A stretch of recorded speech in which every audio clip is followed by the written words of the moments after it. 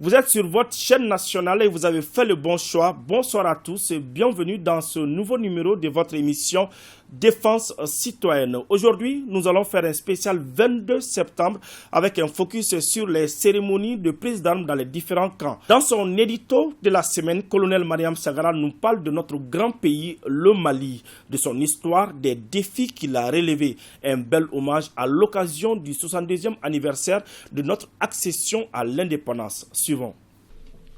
Le Mali est un vaste pays issu de grands empires avec une potentialité minière qui frise la convoitise. Berceau de 3 grands empires, pays d'or, au passé comme au futur. Il est par excellence une terre d'hospitalité, le Djatigua. Toutes les nationalités du monde à la recherche du bien-être s'y installent.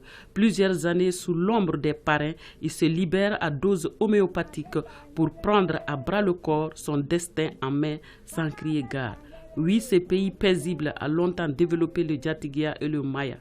Il explose à nos jours la toile pour sa bravoure, son engagement et sa montée vertigineuse en puissance de son armée. Cela n'est sans nul doute pas nouveau, car ces empires ont renfermé des seigneuries guerrières dans un contexte commercial et conquête du pouvoir et de puissance, ce qui fait encore de lui une destination privilégiée comme la ruée vers l'or des temps immémoriaux du nouveau continent. Cependant, aux premières heures de l'indépendance, ce pays a connu sa première crise interne avec la rébellion de 1963. Malgré tout, l'unité a continué et continue avec la devise « Un peuple, un but, une foi ». Le peuple reste uni, sachant que seule l'union permettra de reconstruire encore un Mali développé.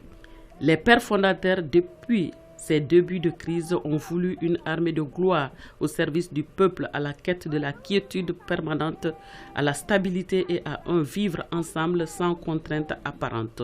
Le Mali, encore debout, est passé par des crises multidimensionnelles qui l'ont fait tanguer, mais sans chavirer.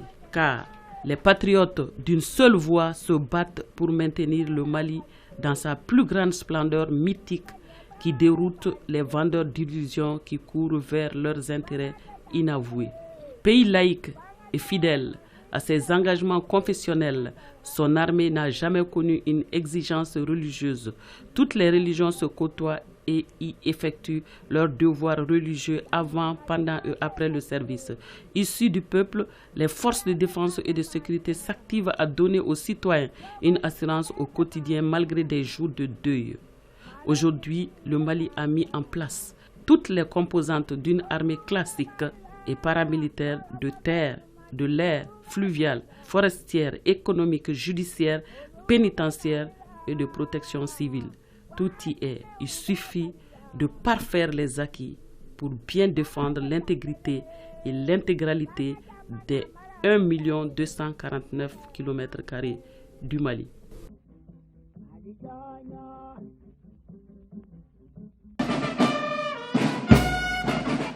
Le 70e anniversaire de l'accession de notre pays à la souveraineté nationale et internationale a été marqué par une cérémonie de prise d'armes au génie militaire de Bamako. C'était sous la présidence du président de la transition, le colonel Assimi Goïta, en compagnie de son homologue guinéen. Les temps forts de la cérémonie à suivre.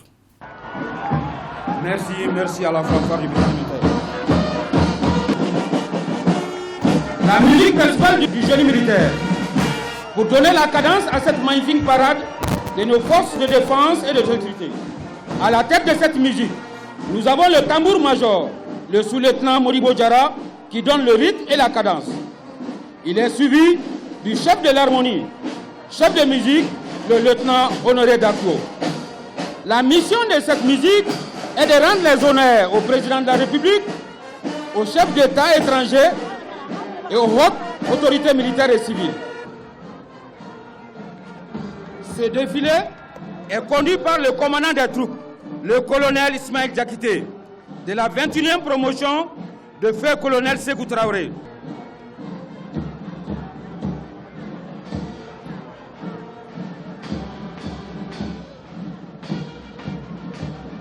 Il est suivi du drapeau national. Mesdames et messieurs, nous vous demandons de bien vouloir vous lever très respectueusement pour lui rendre les honneurs qui lui sont dus à son passage.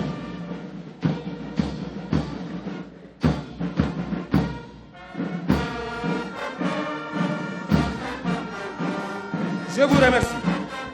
Après le passage du drapeau national, nous assistons au passage de l'état-major interarmé. Il est constitué d'officiers de chacune des composantes des forces armées et de sécurité. Le Britannique militaire a reçu les premiers pensionnaires le 16 novembre 1981 avec 30 garçons maliens.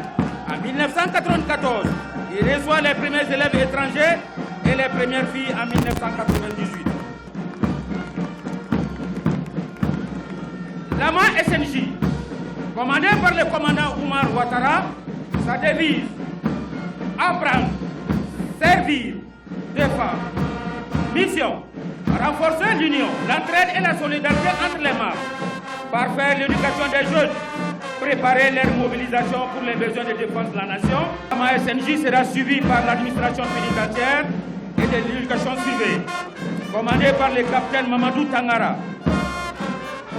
Sa devise, justice, loyauté, dignité.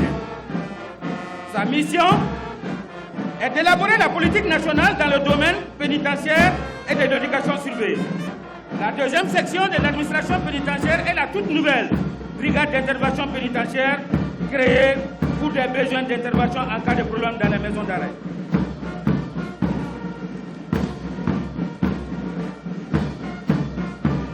Les autres, préserver la diversité biologique des espèces de faune et de flore sauvages. La promotion et la valorisation des produits de la forêt et de la faune sauvage. La douane a 3 missions. Mission fiscale, elle consiste à l'alimentation du budget national. Mission économique, consiste à protéger l'économie et l'industrie. Mission particulière, assistance aux autres administrations. La protection civile, commandée par le capitaine Mariam Diabaté. Sa devise, sauver ou périr. Sa mission est d'élaborer les éléments de la politique nationale en matière de protection civile. Veiller à la mise en œuvre de cette politique, elle est chargée d'organiser, coordonner et évaluer les actions de prévention des risques et de secours en cas de catastrophe. La police nationale, commandée par le capitaine Salia Silla. Sa devise, loyauté, honneur, intégrité. Sa mission, maintenir l'ordre, la sûreté, la sécurité et la tranquillité publique. La compagnie de soutien, commandée par le capitaine El Mokhtar Maïga. Cette compagnie est une compagnie mixte avec des missions de complémentarité. La première section, direction centrale du service de santé des armées, qui a pour mission d'assurer le soutien sanitaire des forces armées et participer à l'effort du développement. La deuxième section, la direction du matériel, des hydrocarbures et du transport des armées, qui a pour mission d'identifier, évaluer et centraliser, en rapport avec les états-majors et services, les besoins en matériel technique, munitions, hydrocarbures et transport. Pour voir aux besoins des armées en matière de transmission et de télécommunication. Concevoir et coordonner les systèmes de transmission et de télécommunication. La gendarmerie nationale, commandée par le capitaine Namori Keita. La gendarmerie nationale est une force militaire instituée. Le génie militaire, commandé par le capitaine Boubacar Kamara, le génie militaire, de par sa double vocation, armée et service, est sans nul doute une des grandes fiertés de l'armée malienne. Devise construire, parfois détruire, toujours servir. Sa mission est d'appuyer les unités au combat, assurer la réalisation, le suivi et l'entretien du domaine et des infrastructures militaires, réaliser des études de travaux d'intérêt public à la demande du gouvernement, participer au développement économique, social et culturel du pays. La troisième section du génie militaire est une section de démineurs chargée de la neutralisation et la destruction des engins explosifs improvisés et les mines découvertes sur le terrain. La garde nationale, commandée par le capitaine Djibril Dao.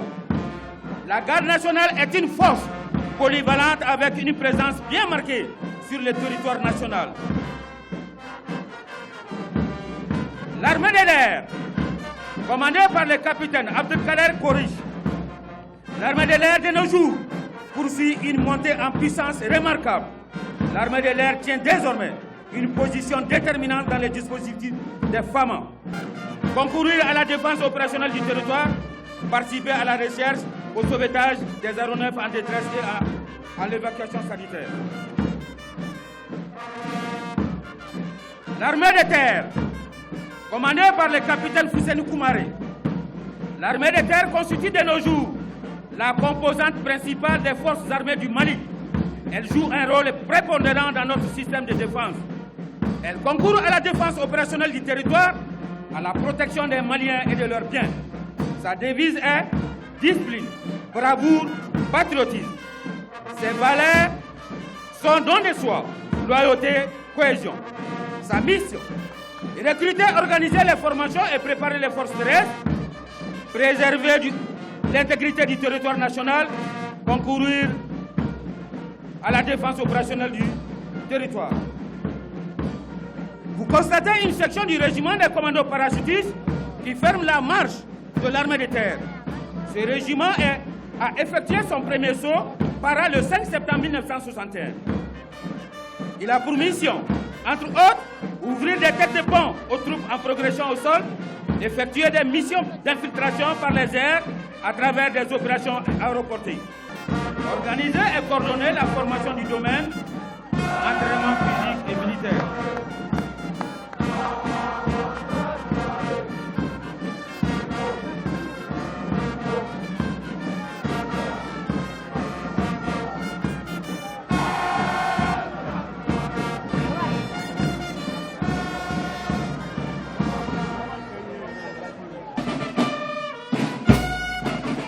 À présent, je vous invite à suivre les différentes cérémonies de prise d'armes à l'intérieur du pays. Dans leur majorité, se disent fiers de leur armée de 1961 à nos jours.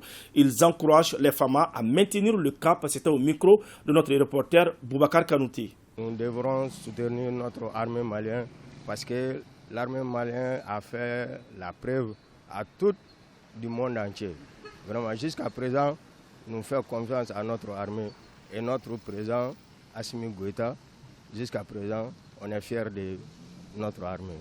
Armée ka donse a kaɲi kojugu an bɛ yɔrɔ min na sisan ayi ani kun tɛ kelen ye an bɛ se ka danaya kura bɔ armée kan vraiment.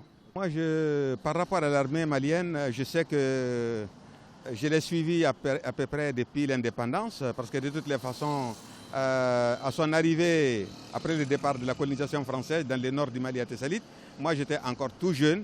Je savais que c'était une armée qui, dans un premier temps, elle avait une certaine formation, elle avait un certain niveau. Donc, vous savez que comme c'était elle avait encore un peu l'esprit de la guerre qu'il y a eu avant, hein, de la guerre d'Indochine, etc., les guerres auxquelles, la Deuxième Guerre mondiale, etc. Donc il y avait des gens qui avaient une certaine formation et ils avaient un certain engagement. Bon, après ça, il y a eu des années où cette armée-là, bon, je ne dis pas qu'elle n'a pas réussi une bonne formation, mais il y a eu un délaissement. Ce délaissement est dû à quoi? C'est que pour l'armée, on pensait que bon, c'était tout simplement être dans les casernes. Bon, il n'y avait plus de guerre. À part les petits mouvements qu'il y a eu en 63, donc il n'y a pas eu grand-chose. Et après maintenant, après ça, donc avec les nouvelles autorités, on voit qu'il y a eu vraiment un déclic. Et un déclic pour montrer que bon, d'abord on a mis le poids sur beaucoup de choses. D'abord la formation, l'équipement, etc. Et aussi la formation psychologique.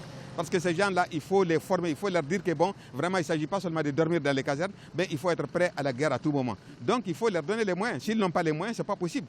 Et aujourd'hui, la capacité opérationnelle de l'armée, moi je pense qu'elle est vraiment à un niveau où elle peut vraiment être à la hauteur de la défense de la patrie. Vraiment, l'armée Kounou, Ana Bilama, ou Tchakaja, ou Bara Minke, Anyeboula, Ambou Febi, Ambou Feshini, ou Ambou Kokoromado, Français Nanta. Allah sɔnna. O kɛ Ala ka lafiya di Mali ma. N bɛ dugawu Ala ka lafiya di Mali ma. N bɛ dugawu kɛ Ala ka kɔrɔta di Mali ma. Ala ka kɔrɔta di Mali ma. U bɛ taabolo mun kan foyi tɛ tɛmɛ nin kan. Pour moi, c'est très bien. Quand il faut passer là, il faut donner. Il faut donner. A tout cas, o ko ne ka famille ah bi alhamdulillah atakalen ya abenya yere wallahi parce que ko be cogo mina u ye uduna guto cogo mina boka boko na manokon quoi. Et on se quitte sur ces images défamants. Merci de votre fidélité à l'émission Défense citoyenne. Un grand merci à toute l'équipe de réalisation. Nous vous donnons rendez-vous la semaine prochaine pour un autre numéro.